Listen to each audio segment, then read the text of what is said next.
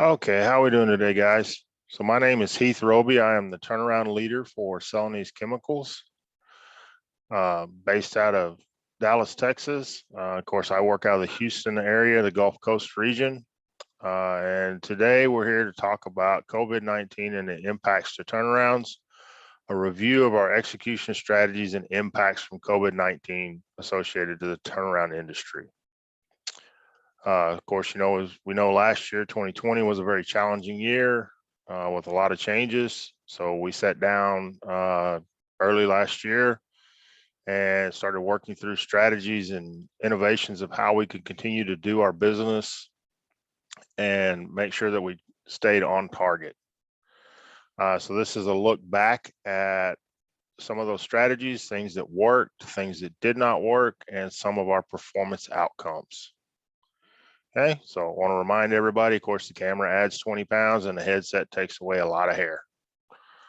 All right, so we'll get started.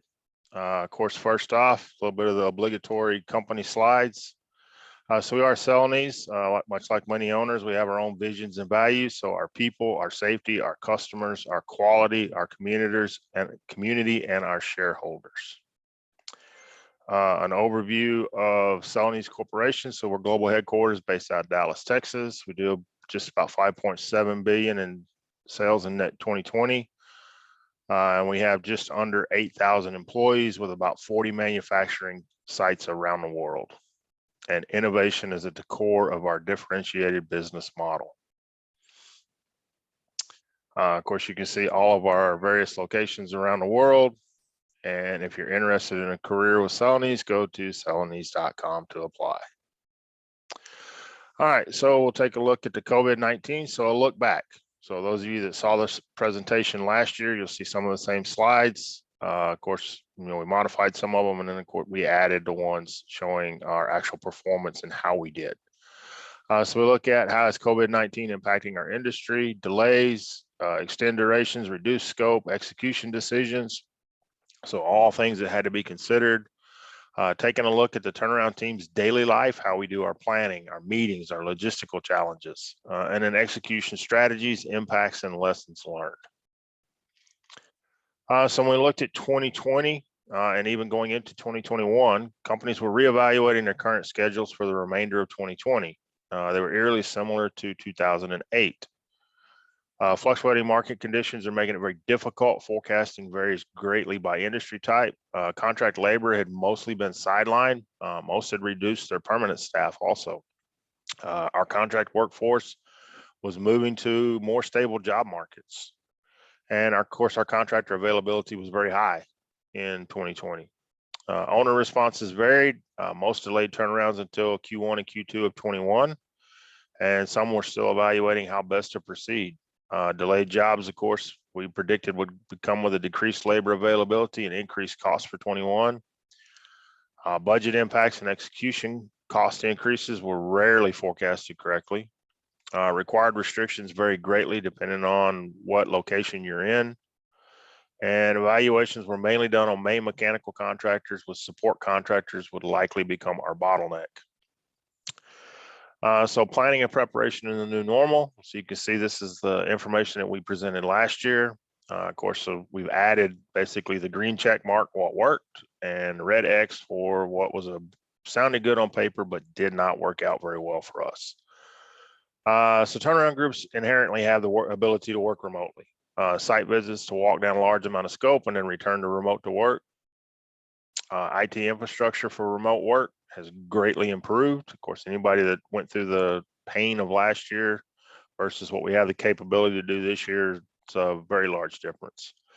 And most companies maintain their meeting schedules based with online meeting platforms. So Teams, Zoom, Skype, there's 50 different varieties out there.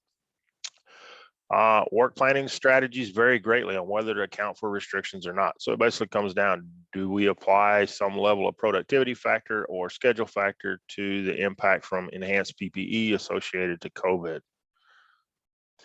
Procurement of long lead materials seems to vary greatly. We did not see anything up until basically Q4 of 21. Everything seemed to be pretty well available. Few shorts here and there, but for the most part, we were in pretty good shape. Planners and schedulers productivity has increased due to remote work. So what we saw, a lot of the guys were stuck at home with, all the social distancing and everything that was closed. They didn't have a whole lot else to do except work. Increased plan times to account for additional measures required while decreasing required manpower to accomplish the task. So this is one of the things we looked at to accomplish social distancing. Do we drop a crew size to a smaller crew ratio and extend the duration out? We chose not to go down that path. Density modeling of work fronts to maintain social distancing. So we looked at, okay, we density model our turnarounds and our layouts, typically on a 20 by 20 square. So we dropped it down and we said, we'll do it in a 6 by 6. That was a very horrible exercise in density modeling. It did not work out well at all. Confined space work changed to breathing air. So we started out with this mindset and then abandoned it very quickly. It was just not logistically feasible in a turnaround organization. So we, are in a turnaround execution mode. We went into, pack bed towers and different things like that were not designed for breathing air work. It just fell apart very quickly. Increased cleaning staffing plans to accommodate our additional work. That worked out very well. In several jobs, I had more janitorial craft per shift than I had scaffold builders. Increasing overall duration and decrease on-site manpower to reduce risk. So this is one, same, basically looking at it at a job level or at a project level. Do we just reduce the amount of people and extend the turnaround duration? We did one job at one location in that method and quickly walked away from it. Crew rosters to maintain traceability in case of a positive COVID identification. So, how we're keeping track of the workers, who interacted with who was around who. So we use crew rosters associated to our work permits and our JSAs to be able to keep that. So we knew who was working where at least most of the time. Of course, our siting and logistics, huge challenge associated to this. So like most plants, our entry requirements vary by location. So, and I'm sure everybody else does also. So we start out with the intent to do the background questionnaires that I'm sure everybody does daily or shift by shift. That ended up with a large pile of people in the parking lot trying to peck away at their phone to fill out the data sheets. We basically backed out and said, okay, we're going to do it once when you mobilize in. Temperature screening at the gate prior to entry. So this was a huge win for us to be able to monitor our people. Of course, with a turnaround, you have a fairly large workforce trying to get in a very short amount of time. So we ended up going with a camera screening system that has the capability to screen about 20 people at a time. So basically funneled everybody through these trailers. The temperature monitor guys would be sitting there watching. It would snap 20. They would let them pass through the trailer, and they went into the facility at that point via, aligned routing. And of course, staggering and starting of our shift start and end times. So we didn't want day shift crossing over with night shift any more than we had to. So, we typically do that as a general basis, but worked out very well. Transportation changes. So predetermined amount of seats on the bus, one person for every other seat, offset per side. Sounded like a brilliant idea. We ended up, when we ran the actual logistics calculations, we were going to need about 10 buses. And it was going to take roughly about 2.5 hours to get everybody transported to the gate. And what we come to figure out, it was a very short travel distance from the gate to most of our lunchroom areas. And so we figured out it was roughly about 5 to 6 minutes. And we said, okay, that meets our social distancing with our masks. So we put everybody in masks on the bus and just rode them in. And then we would clean the buses before they would make the next trip. So we did have to double our buses, but worked out much better. Carts and buggies decreased passengers to 2. Additional lunch areas with assigned seating and cleaning between lunches. So we basically took the lunchrooms and put 4 to a table, and there was spot 1 and spot 2 at offsetting corners. And for staggering the lunch, so lunch 1, you went to this one, and lunch 2, you went to this one. So this worked out pretty well. Water distribution, tool rooms, safety trailers, all that, how we get to our stuff, to our tools, get things checked out. So that became a little bit more complicated. We broke it down on a foreman level and started sending single people up there. And then we, got into, okay, we're going to do mechanical craft. We're going to do tower craft. We'll do welding, different things like that. Staggering lunch times and break time.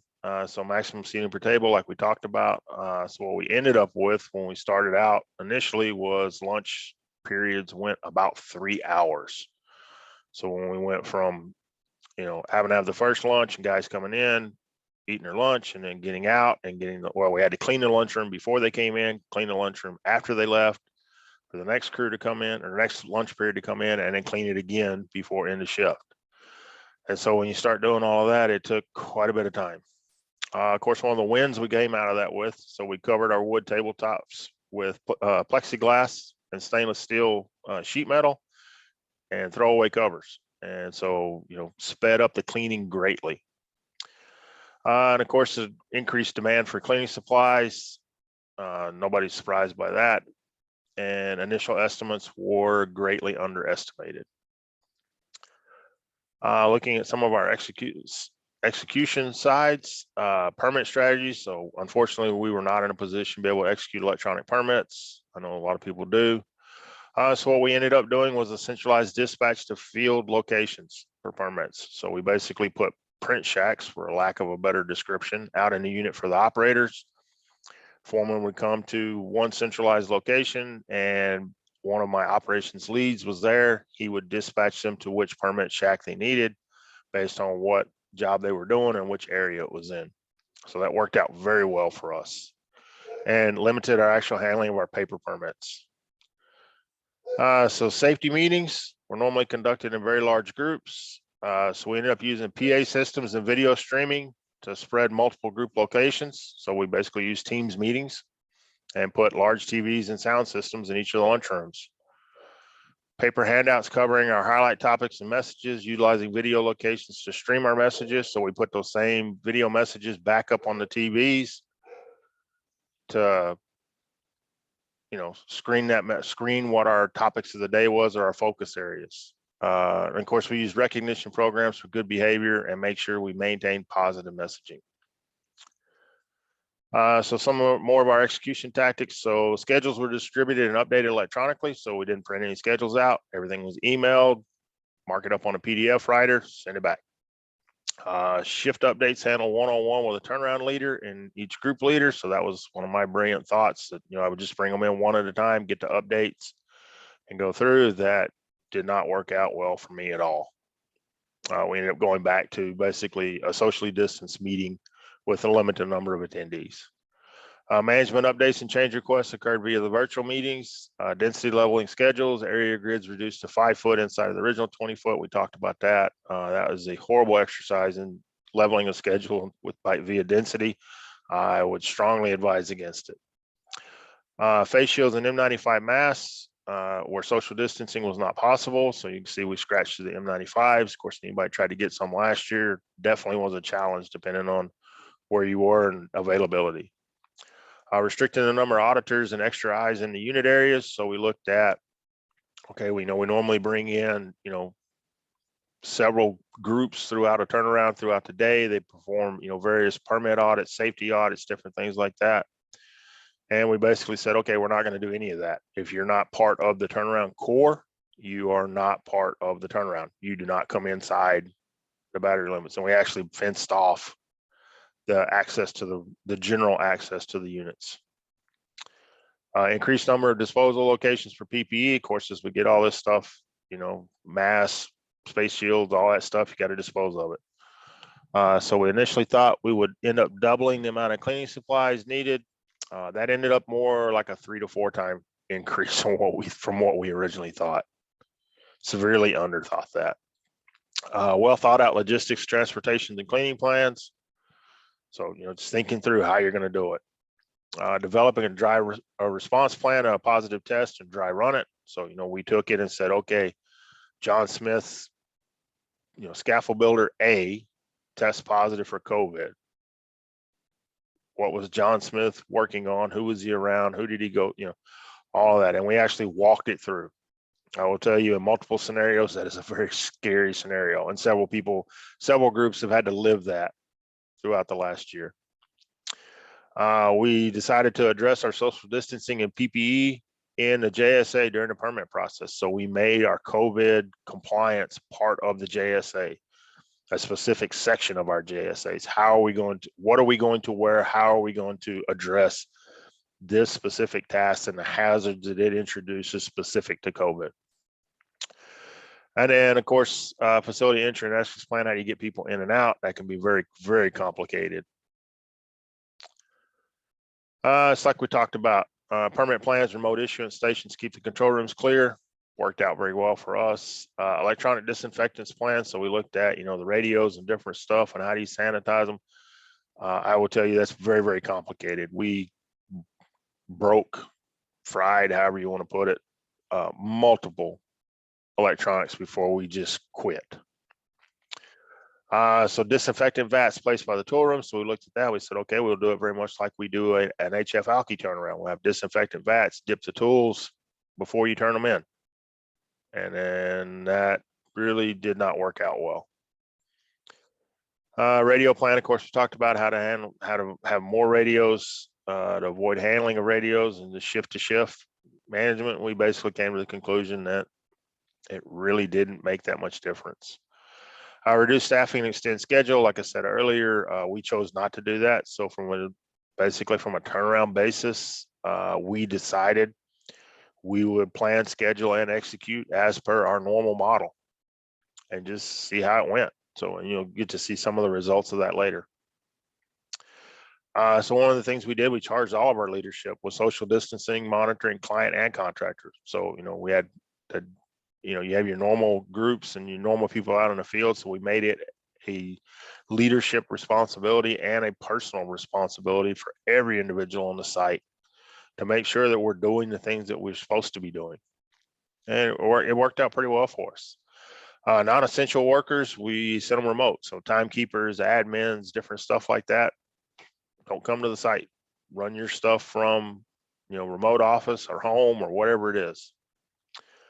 IT limitations and connectivity plans. Smart TVs work very well, phone apps. So, we created several apps for our turnaround business and for our day-to-day business, specifically dealing with COVID.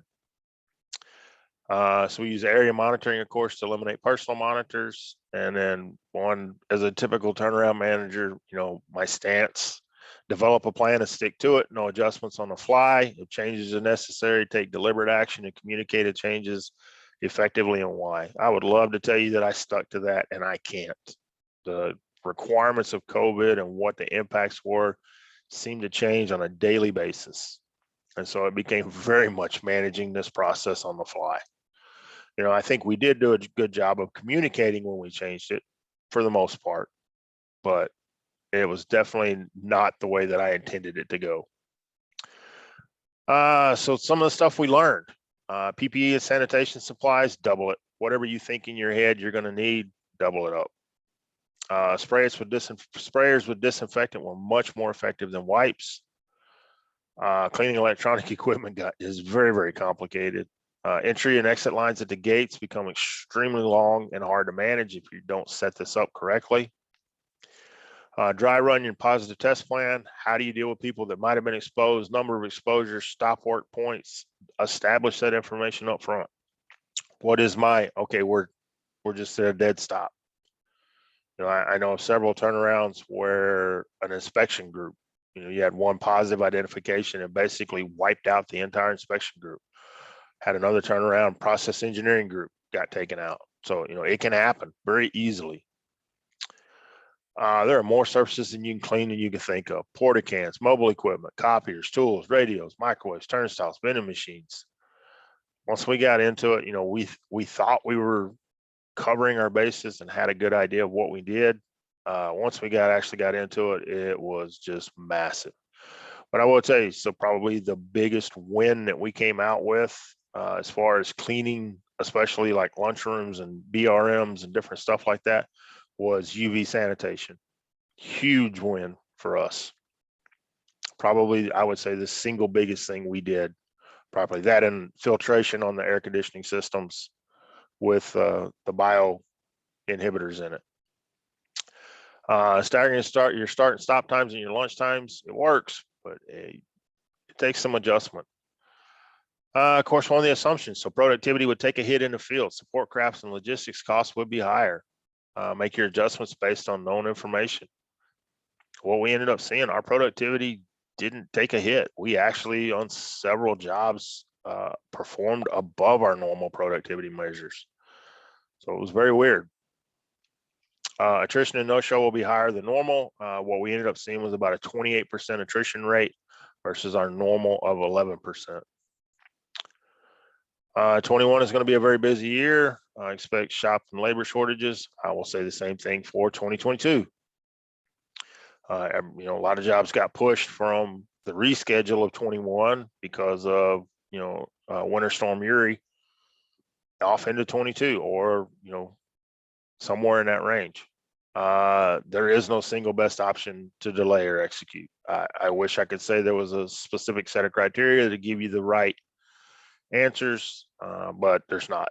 So it comes down basically to a decision. I will say, based on my experience, I would execute every time.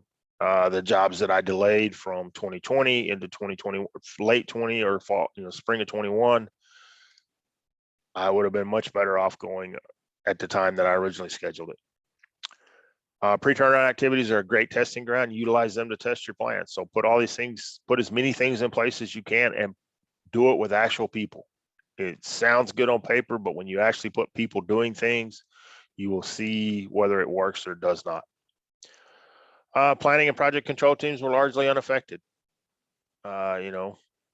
We thought it would require most of our historical plans to be altered. We didn't. We thought it would increase workloads because of the different requirements. Nothing happened really. We pretty much executed as we normally had. Resource availability, while great now, will be extremely challenging going forward. That definitely will hold true in 2022. Productivity impacts are highly likely. Cost impacts will follow productivity.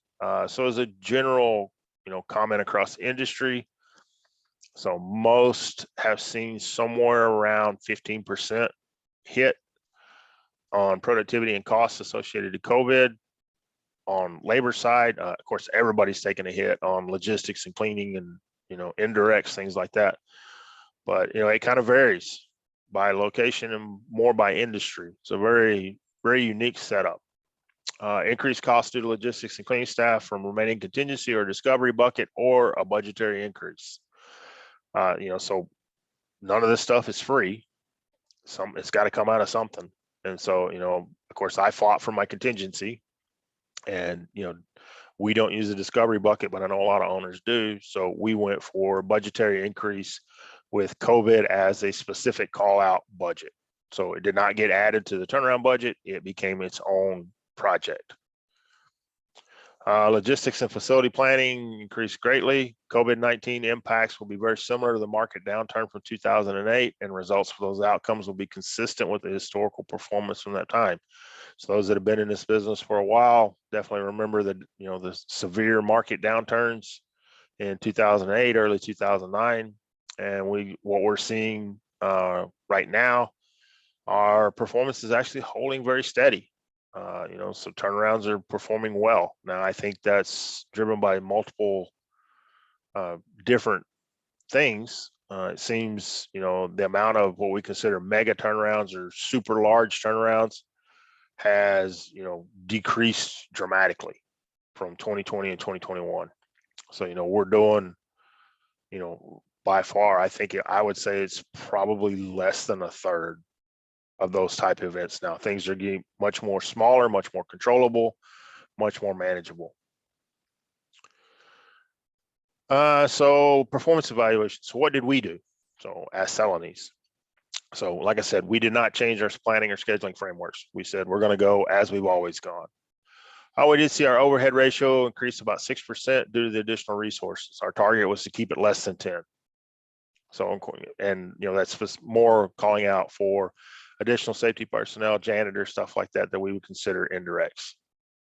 Additional spend for COVID called out in separate budgets, no adding duration or cost revisions to approved budgets or schedules. And then we had to, of course, you only get away with that for a short amount of time with your accountants. And so now COVID costs are included in our next year's funding as a line item if it's still required, which based on where we're at today, it's still going to be required. We have multiple unplanned outages on units that with a scheduled turnaround that were pushed. So we pushed, a couple of turnarounds, 8 months, 6 months, various durations. And what we saw, we did not do a very good job of thinking that through. So we had, I think on the one that we pushed 7 months, we had 11 unplanned outages in that 7 months. Not an entire unit, but pieces, parts of the unit. So something would break, something would go to leaking, something would plug off, and we just couldn't run. COVID plan was rolled out on unplanned outages prior to the next scheduled turnaround. So as we did these small outages, we test ran our COVID plans. We said, okay, this is latest idea, brilliant. Let's see how it works. And we put it out there and try it. Development of the communication of COVID compliance specific for turnaround activities. So we developed because how you handle your site day to day and your maintenance and your operations staff and all that, it's very much different, like anything else in a turnaround. It's exaggerated and accelerated. And so we sat down and developed and took our day-to-day COVID management program and developed a turnaround specific COVID program. Disinfectant plans changed. Like I said, electronics, we just gave up. Tools, we utilize wipes. Our sanitation supplies, like I said, we used about 4 times more than we originally thought. We switched to UV sterilization. That was a huge win for us, and it's much more cost effective and schedule effective. Staggering overcame logistics in our cleaning crews. We adjusted our total lunchrooms to cover. So we just increased the number of lunchrooms we brought in. So looking at a couple of one specific turnaround, this one we had in April of 2020, and we pushed it to October of 2020. We had 7 unplanned unit outages due to component failures. We did not do a good job evaluating the risk of delay. Scope creep, of course, was significant. We saw about a 32% growth, work order count growth. And we did not change our planning and scheduling basis. So how did we do in this turnaround? We had 3 recordable injuries. This was a process-related event. There was not an unsafe activity or anything like that, but we ended up with 3 people getting exposed and getting chemical burns. We came in 7% under budget. We were 7 hours ahead on a 16-day mechanical schedule. We had 0 reported COVID cases or exposure throughout either the unplanned or the planned events. We did 161,000 actual man hours versus 185,000 planned. Of course, I rounded those. It's not exact. And our productivity was 17% better than our planned value. And we had 1 flange leak during pressure testing verification. So, of course, some of the stuff that, we attribute that to at that point, we were definitely able to secure pretty much the A teams from every one of our contractors. And so we had a huge amount of skill sets available on site. So looking at our overall performance from, since COVID has started until July of this year, pretty much August, I would say. So we're over 1 million man hours and counting executed under our COVID requirements. We've had 43 total COVID cases. 5 of those were positive tests for COVID. 38 of them, of course, were contact tracing. All but one of them occurred during Winter Storm Uri, whatever you want to call it. We have our own name for it when something froze over in Houston. But so, out of all of these cases that we had, every one of them occurred during the winter storm. Basically, when we lost water, we lost electricity, all this stuff. So a lot of the core hygiene things that were required to maintain our COVID plan, we didn't have or had limited utilization of, I will say. And of course, the 3 recordable injuries that were a single occurrence. So we look at over, our total number of man hours. Our composite productivity was about 6% better than planned. Crew composition made up of the most experienced employees in 2020. So in our resource availability in 21, it was reducing, and we expect that to continue forward. For those that are participating in the roundtables and the business forecasting models and all that stuff, what we're seeing next year is, a significant craft shortage availability. It's actually a little bit larger than what we saw in 2006 when we got into, a severe craft shortage. So budget performance. So we had a 96.1 million budget between all these different events. Came in about 95.4, just over, 1,080,000 man hours. And this is turnaround work. And then, of course, it's like any group, we have, a tremendous amount of capital projects we do during turnaround. So we had about a $43 million budget on those, with a $41.5 million actual, about another 250,000. So as you can see, we were, roughly just over 1.3 million man hours for, up until August. Since then, we've actually done an additional about 250,000 man hours from then until December. And so now we're over 1.5, almost 1.6 million man hours, and we still have maintained the same COVID cases, and our composite productivity and budgetary performance remains unchanged. Of course, now the freeze-related shutdown we talked about, Winter Storm Uri, changed turnaround timing in our labor forecasting for 20. A lot of companies went directly into turnaround, and some delayed until fall of 21 or spring of 2022. So we, got stuck in the same thing. Our impact for our units here in at least what I would call the general Houston area.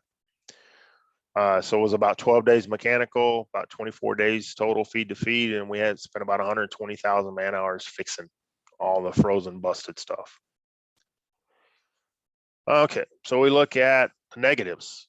So we rushed decisions to push turnarounds without proper evaluation, resulting in 11 unplanned shutdowns, as we discussed. Planning and scheduling largely unaffected by work from home. However, team building, meeting effectiveness, and integration definitely was affected. Our overhead costs, our infrastructure, and our cleaning crews, supplies, and screening. Cleaning crew size, like I said earlier, matched my scaffold builders on several large projects. And unfortunately, there's still not a good evaluation for the additional spend by man hours to the amount of support you need. So what I'm currently using is 10% for turnarounds of 100,000 man hours and 15% for 200,000 man hours. Industry modeling is all over the map. Like we said, some are seeing up to 20% cost and schedule impacts. And, there's been several turnarounds that, executed by other groups that I've, been involved or at least been aware of that have, just come to complete stops for 12 days or 10 days or, whatever it takes to clear their COVID compliance. The loss of skilled craftsmen is still very much under evaluation. Logistics complexity and cost has increased significantly.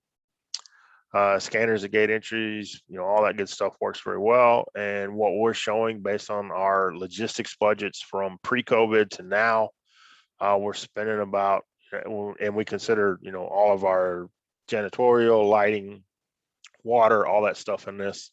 So we're seeing about a 35 to 40% increase in logistics. Of course, with anything, there's positives. So, and one of my favorite things about this, I'm very much, in favor of worker health and hygiene. So there's a huge amount of focus in those areas and a lot of positives in my mind. Cleanliness requirements for common areas and on tremendous amount of investment in our facilities. So we were, of course, most facilities were not set up to deal with this. And so it was great. We got a lot of capital investiture to modernize, increase, improve, do different things. So technology, of course, as we come up with, hey, here's a new problem, we're going to come up with a technology that at least let you measure it or figure out how it goes. So worker tracking, biometric, health screening, remote reporting. So there's a huge amount of capability out there to be able to do that. Work from home proved to be successful. We reduced our per diems and the amount of offices required.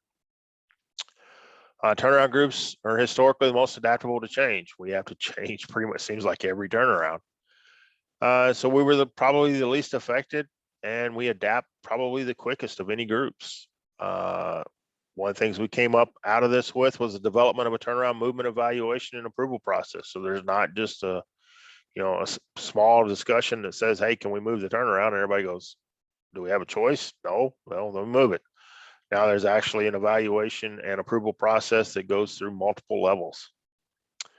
Of course, IT infrastructure and capability is great.